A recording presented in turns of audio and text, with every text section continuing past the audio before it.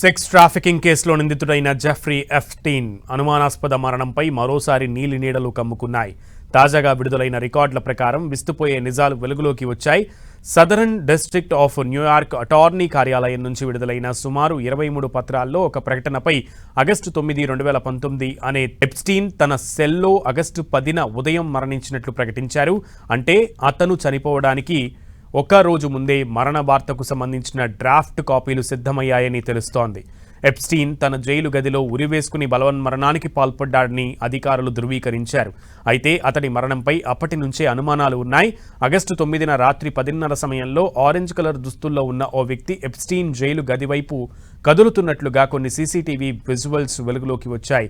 కొత్తగా విడుదలైన రికార్డుల్లో ఆ కదలికలున్నటువంటి ఆ కదులుతున్న వ్యక్తిని ఖైదీ కావచ్చని పేర్కొనగా న్యాయశాఖ మాత్రం అతడు జైలు అధికారి అని చెబుతోంది.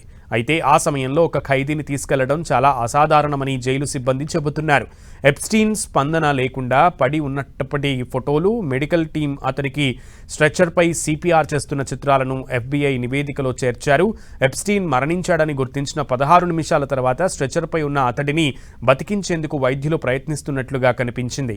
ఆసుపత్రిలో తీసిన ఫోటోల్లో అతని పేరును జెఫెరీ అని తప్పుగా రాసి ఉంది. 89 పేజీల పోస్టుమార్టం నివేదిక ప్రకారం అతని మెడ దగ్గర ఎముకలు విరిగిపోయినట్లు తేలింది. ఇక ఈ ఫైల్స్లో ఒకే ప్రకటనకు సంబంధించిన పలు వెర్షన్లు కూడా ఉన్నాయి. కొన్నింటిలో పేర్లు, ఫోన్ నంబర్లు స్పష్టంగా కనిపిస్తుండగా మరికొన్నింటిని కావాలనే తొలగించినట్లు తెలుస్తోంది. ఎప్స్టీన్ మరణించిన రాత్రి తప్పనిసరి రౌండ్లను పూర్తి చేయడంలో కరెక్షనల్ అధికారులు విఫలమయ్యారని రికార్డులు తర్వాత వెల్లడించాయి.